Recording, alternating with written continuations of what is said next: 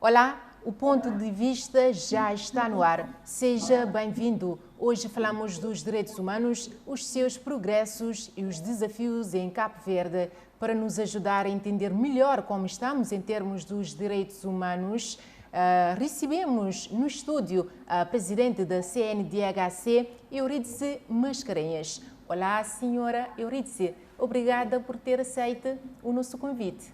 Obrigada a nós e felicitamos também a TV Record por fechar o ano com um tema tão importante. Aliás, dizemos que os direitos humanos é o essencial de cada dia. Muito obrigada. Ok.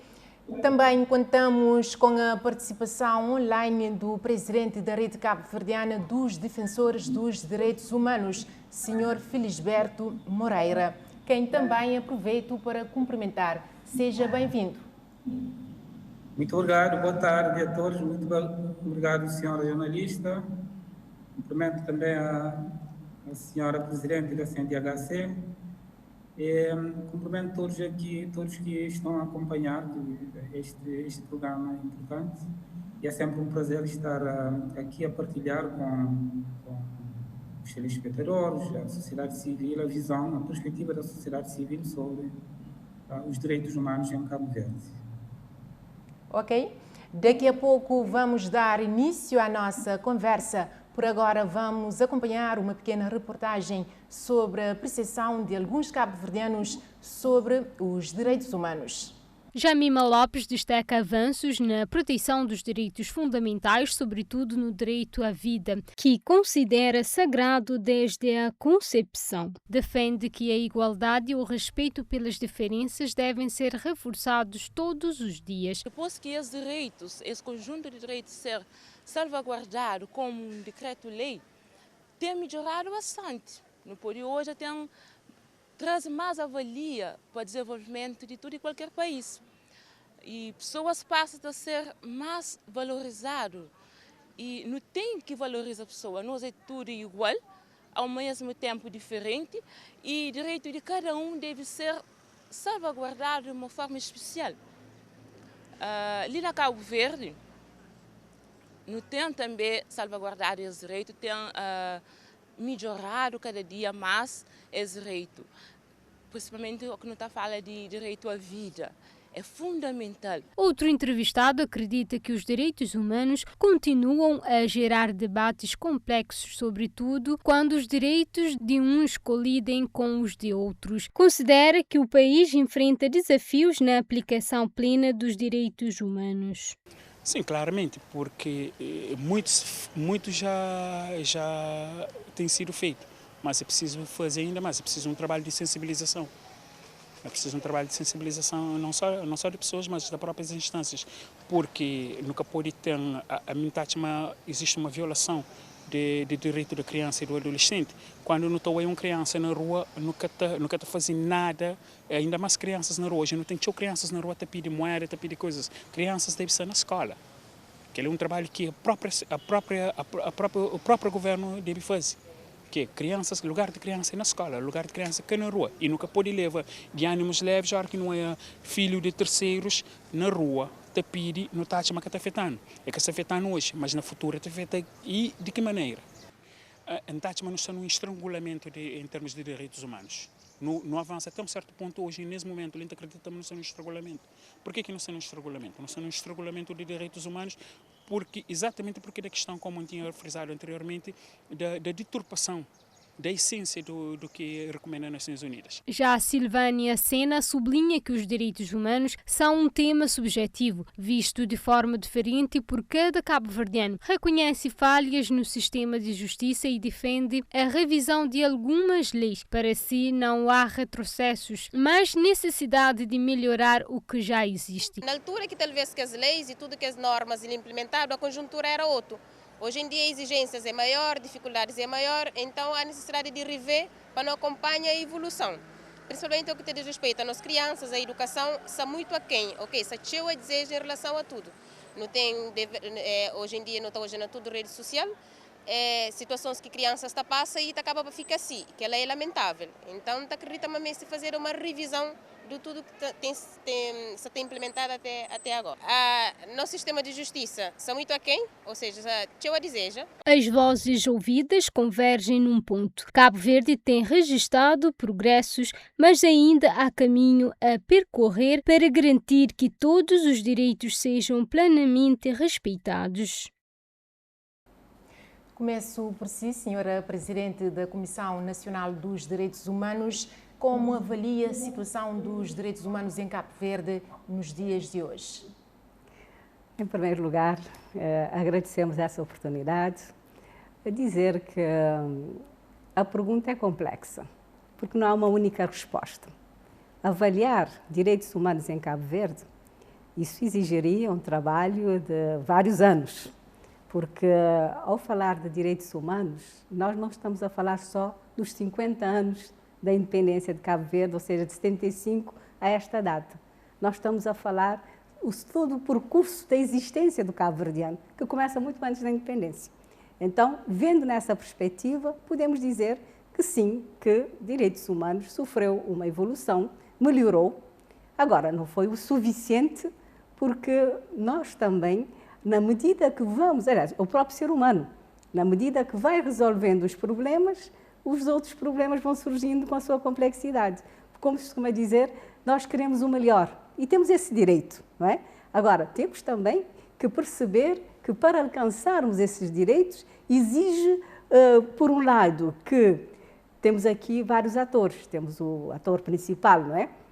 O Estado, depois temos a sociedade civil, depois temos, portanto, todos os atores que atribuem, né? E depois temos, por último e não menos importante, a própria pessoa, o próprio indivíduo. Todos nós devemos contribuir para essa evolução. Fazemos parte desse processo. E às vezes nós vemos os direitos humanos como se fosse uma coisa longe de nós, não é?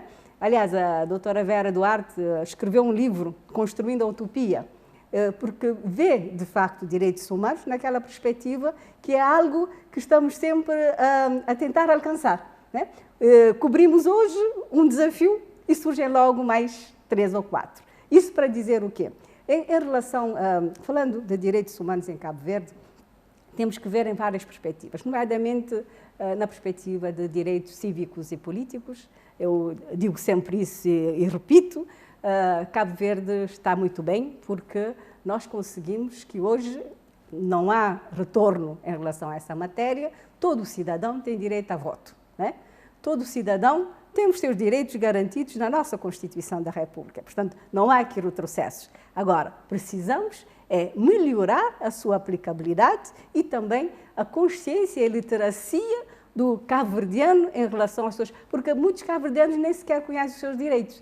Que ele não imagina, por exemplo, tem direito à saúde, à educação, não é? Inclusive, recentemente até eu conversava também com determinadas pessoas que o direito à água e saneamento é um direito fundamental, não é? E aqui estamos confrontados em querer que, a nível tanto central como local, tenhamos também políticas públicas que deem resposta com qualidade à nossa própria existência. Eu sei que estamos já no começo, não queria esgotar tudo, mas só para dizer que, por exemplo, a questão de viver num ambiente saudável, não é? É também um direito que o cidadão tem. Há pouco eu vi na reportagem alguém a dizer que direito à vida, central. Eu não posso tirar a vida ao outro por coisas banais, não é? Quer dizer, temos que começar a trabalhar nessa perspectiva de mais cidadania, respeito, né, ao direito do outro, porque nós temos, por exemplo, essa liberdade de expressão, essa liberdade, né, que nos é concedida aqui pela Declaração Universal dos Direitos Humanos. Temos 30 artigos. Para fazer esse balanço, podíamos ir um a um, né? Mas isso seria muita coisa, uma conferência de uma semana, mas para dizer o essencial, a questão, por exemplo, de direito à habitação. Quando nós falamos, queremos, toda criança tem o direito a crescer num ambiente saudável, portanto, ao negar, por exemplo, um direito a uma habitação digna para os pais, estamos também a interferir no direito que essa criança deveria usufruir. Quando alguém diz que ainda continuamos a ter crianças a pedir, portanto, na rua, é um problema complexo. não é unilateral. Muitas vezes até pode nem ser que os pais tenham conhecimento daquilo que anda acontecendo com os filhos, mas é necessário que possamos, de facto, ter maior acompanhamento também, porque é responsabilidade dos pais, e aqui exorto, uma vez mais, a questão que toda criança tem direito à sua identidade, ao seu nome. É fundamental, porque se eu começo por aí, sem ter a minha identidade, meu nome, principalmente a questão que também já houve uma campanha a esse respeito, em relação à campanha de A Minha Pai, né? De fazer chegar a responsabilidade dos pais, ou seja, não é só deixar para a época de Natal ou nas épocas festivas ou no aniversário para ver a presença ou o acompanhamento, mas isso deve acontecer ao longo do dia, porque essa relação familiar, ela também é importante, e a responsabilidade. Aliás, os instrumentos existentes estão cada vez mais a prestar atenção para esse fenómeno, em que, para salvaguardar os direitos das crianças, temos que tornar também os pais mais responsáveis para a sua materialização.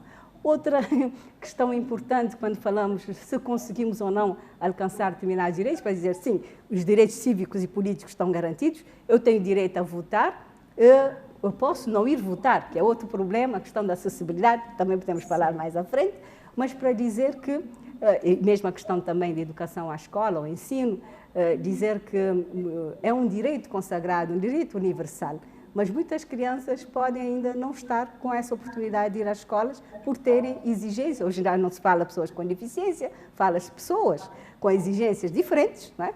Podem não ter tido essa oportunidade ou esse acesso. Mas dizer também que quando falamos de direitos, já na segunda geração dos direitos, estamos a dizer que precisamos trabalhar mais a questão dos direitos económicos, sociais e, portanto, culturais. Ok, passo agora a palavra ao presidente da Rede Cabo-Verdiana dos Defensores dos Direitos Humanos nestes 50 anos de independência. Como é que estamos em termos dos direitos humanos? Obrigado. Bom, eu queria, de uma forma muito resumida, dizer que a situação dos direitos humanos em Cabo Verde pode ser considerada globalmente positiva, né? No plano legal e institucional, mas, do nosso ponto de vista, existem desafios relevantes na implementação prática e no acesso efetivo aos direitos, né? Cabo Verde dispõe de uma Constituição considerada globalmente boa, é parte dos principais tratados, portanto, faz parte dos principais tratados internacionais de direitos humanos e mantém um regime democrático estável com eleições livres, liberdade de expressão, espaço cívico aberto. Nós podemos dizer que são conquistas, digamos, do povo cabo-verdiano e, ao longo destes 50 anos, conseguiu, digamos, com uma participação muito ativa da sociedade cabo-verdiana, dos decisores, nós conseguimos atingir, tanto esse patamar. Mas nós não podemos também esquecer que persistem algumas limitações, que vou passar aqui a mencionar, nomeadamente limitações que têm, por exemplo, a ver com as fragilidades na proteção de grupos vulneráveis. Estamos a referir, por exemplo, às mulheres vítimas de VDG, as crianças, pessoas com deficiência e pessoas privadas de liberdade. Estamos a falar de presos, né?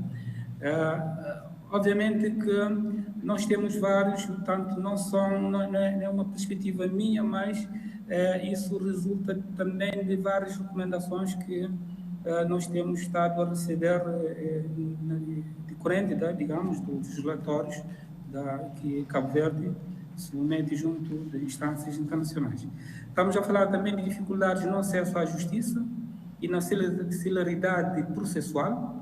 Portanto, isso acho que nós todos sabemos que é um problema crítico que o país enfrenta, a questão da celeridade, né? Da morosidade da justiça, desafios da liberdade de imprensa, acesso à informação e proteção de jornalistas defensores de direitos humanos.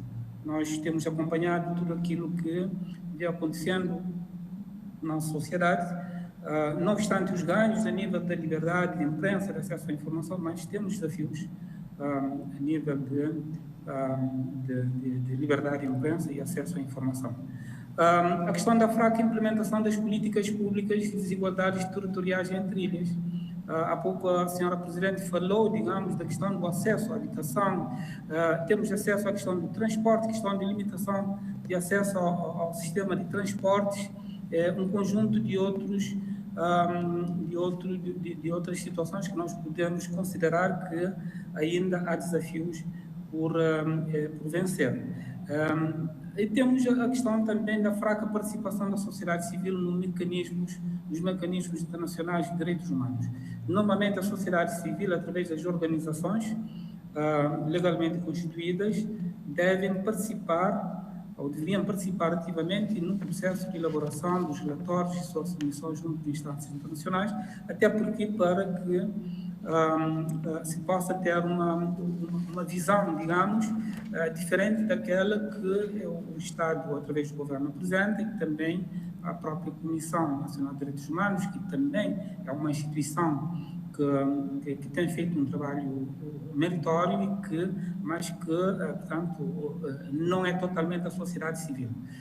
E isso nós entendemos que é um trabalho que temos que fazer nós todos para garantir maior autonomia, maior participação da sociedade civil no processo de elaboração, na participação, digamos, nos mecanismos internacionais de direitos humanos, nomeadamente através da elaboração dos relatórios e sua submissão junto de instâncias internacionais e regionais, quer sejam Nações Unidas como a Comissão Africana de Direitos Humanos e dos Povos. E tendo em conta alguns pontos elencados aqui pelo Sr. Felisberto, como tem sido a atuação da vossa rede na defesa dos direitos humanos?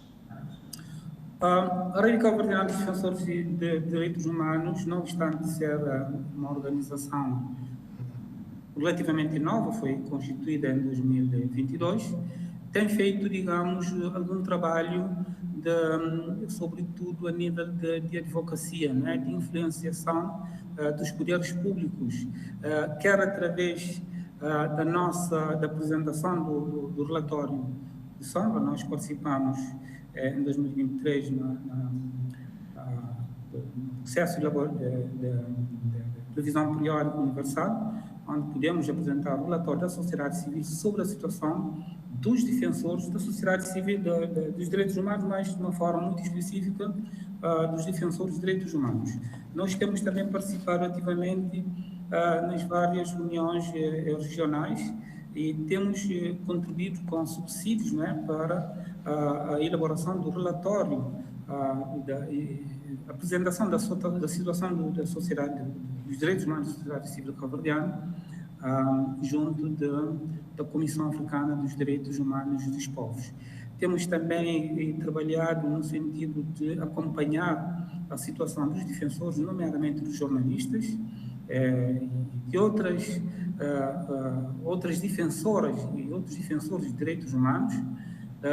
Temos assumido claramente a nossa posição em relação a determinadas situações que consideramos de violação de direitos humanos, nomeadamente dos jornalistas e do cidadão, digamos, no seu todo.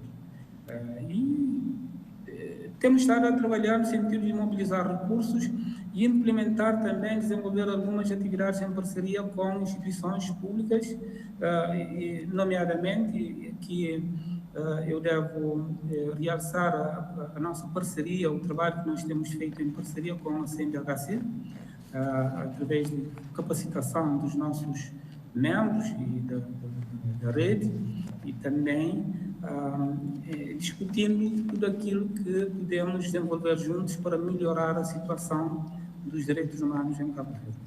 Ok, senhora Euridice, que tipos de violações dos direitos humanos são mais frequentes aqui no país e que os cidadãos levam ao conhecimento da CNDHC?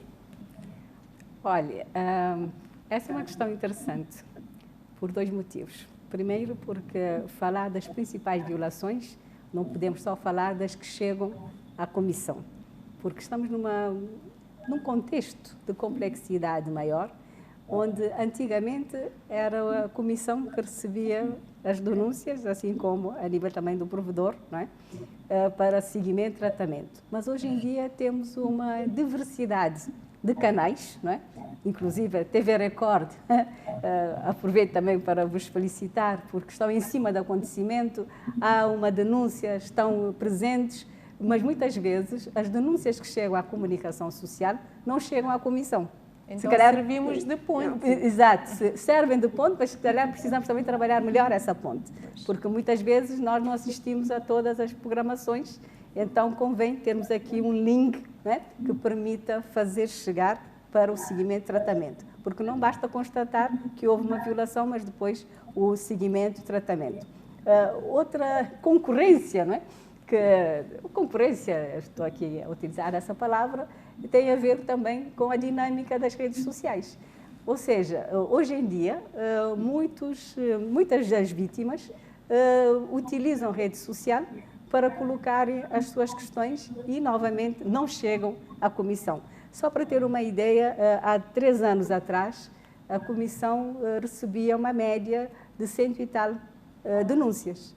E, portanto, recentemente, podemos dizer, ao longo do ano, portanto, da sistematização feita praticamente até o mês de setembro, nós temos uma média de 42 denúncias. E dessas denúncias, só 3 é que a Comissão não conseguiu dar seguimento, porque são denúncias que já estavam, portanto, na alçada da Justiça. Portanto, nós aqui não interferimos quando o assunto já está sendo tratado por outros órgãos, né? Isso para dizer, e também houve denúncias que nós mesmos demos seguimento junto ao Ministério Público, porque há crimes que são de domínio público, não precisamos que haja uma denúncia, portanto, formar um encaminhamento para que a Comissão possa dar seguimento. Num apanhado geral, é curioso que as denúncias são diversificadas. Então, eu não consigo falar em números ou percentagem de um tipo em função do número ou da incidência, né, de determinada tipologia, mas o que eu posso lhe dizer é, portanto, no cômputo geral, a maioria, curiosamente, concentrou-se, porque temos também uma linha verde em parceria com a Casa do Cidadão, onde uma grande parte dos reclusos apresentam as suas denúncias. Isso é só para ver o quanto o sistema, né, é aberto, permite também que os reclusos, havendo alguma violação dos seus direitos, possam também comunicar e as denúncias chegam e, portanto, por intermédio, né, das próprias direções, chega ao nosso conhecimento e damos seguimento e tratamento. Portanto, esse é um ponto e que tem recebido, de facto, maior incidência. Outras violações que têm-nos chegado têm a ver com crianças, direito das crianças, tem a ver também com o direito, tanto questão do direito à pensão, tem a ver, às vezes, por exemplo, chega uma denúncia que, por exemplo, é do fórum mais administrativo, reencaminhamos para o provedor de justiça, para dar também a sua análise e o seguimento lá onde for possível, mas, curiosamente, temos tido também denúncias de violação do direito, portanto, aqui, através da rede social, direito à proteção de dados e direitos pessoais. Portanto, aqui também, o próximo ano, aliás, já estamos em 2026, né, praticamente, é dizer que vamos também reforçar a nossa parceria com a Comissão Nacional de Proteção de Dados, porque tem havido também muita insurgência, né, a esse nível, porque é a complexidade, quando mais evoluímos em termos da tecnologia, mas depois nós não sabemos o limite, até onde ir, para também, porque aqui é uma questão muito simples. Se eu não fizer aquilo que eu não gostaria que alguém me fizesse a mim, estaríamos a viver com mais qualidade. Mas, infelizmente, também ultrapassamos aqui essa questão. Mas, a nível, quando fala tipos de violações, eu posso aqui, mais frequentes, de uma forma resumida. Muito resumida, dizer a questão da propriedade e igualdade, direito da família, né, que também é colocado, direito do menor sobre medida tutelar, maus tratos, direito à proteção, asilo, que é uma questão que precisamos também discutir mais em Cabo Verde, porque não tendo Cabo Verde alguma regulamentação nessa matéria, tem havido alguma demanda que depois temos que procurar outras soluções porque esgotamos isso a nível do próprio país. Temos a questão do apoio social, também faz parte da agressão policial. Muito menos, está havendo uma redução, mas ainda é um trabalho que precisamos fazer. O direito, portanto, à saúde, a questão, por exemplo, de evacuação, temos recebido algumas denúncias nesse sentido. A questão da morosidade, né, da própria justiça, também é outro aspecto. A privacidade, a proteção de dados, já tinha referido, a questão do direito laboral, portanto, entre outros. Isso é só para citar algumas questões, mas também muito rapidamente dizer que Cabo Verde recebeu um relatório, né? Apresentou o relatório em novembro de 2023 e, na sequência, teve, portanto, recomendações em relação ao relatório apresentado. Das 205, portanto, recomendações, algumas foram aceitas por Cabo Verde, outras não, mas de uma forma muito resumida, só para dizer que 43%, vou citar só o que teve maior impacto, tem a ver com justiça, paz e instituições eficazes. Depois aparece com 3% a questão da equidade e igualdade de género. Depois aparece o direito, portanto, ao trabalho digno.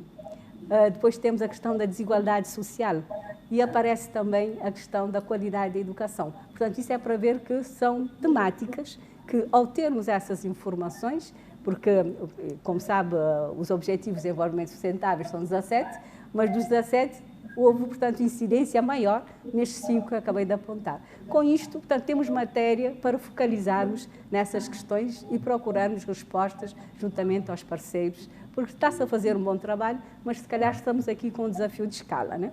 De escala e prioridades. E o que é que a CNDHC tem feito para garantir o real cumprimento dos direitos humanos aqui no país? Olha, garantir, o facto de existirmos já é uma garantia, não é? Para além disso, o que nós fazemos, como eu lhe disse, temos uma linha verde, não é? Que as pessoas podem, de forma livre, não é? Enviar as suas denúncias para o devido tratamento, portanto, avaliação e seguimento, assim como também temos vários outros meios, como o telefone, nós temos uma sala de atendimento, não é? Personalizado, que a pessoa pode ir lá e fazer a sua denúncia. Eu lembro-me recentemente de algumas pessoas que foram ter connosco porque foi-lhe recusado a viagem, não é? E foi tratado o assunto do equívoco que estava ao longo do seu processo e conseguiram viajar, portanto, no dia seguinte. Mas imagina, desembarcaram com toda a bagagem da comissão. E então é isso que eu costumo dizer, que nós precisamos ter condições para poder resolver e acompanhar as diferentes demandas. E também só para dizer que o que nós fazemos, por exemplo, neste momento já temos uma plataforma do Observatório Nacional dos Direitos Humanos e Cidadania, que vai nos permitir também, a nível nacional e também para a diáspora, poderem ter um canal onde podem, de uma forma interativa, encaminhar de forma mais célere as suas questões, inquietações e violações e lá onde pudermos dar aqui seguimento.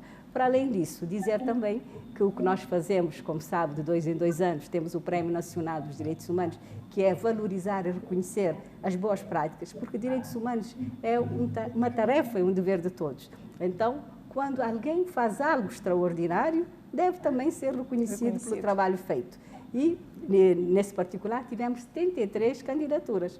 Muito trabalho para o júri, vamos ter que rever o próprio regulamento, mas dizer que é uma forma de mostrar que, de facto, em Cabo Verde temos que valorizar mais a sociedade civil através das ONGs e, portanto, e também indivíduos que têm colocado à disposição do país toda a sua disponibilidade, o seu conhecimento e têm trazido respostas complementares ao papel do próprio Estado. O Estado está a fazer, mas é necessário fazermos mais, com mais qualidade e também instituirmos uma avaliação daquilo que está sendo feito, o que correu bem, o que correu menos bem, para melhorarmos a cada ano e a cada dia. Daremos seguimento à nossa conversa na segunda parte.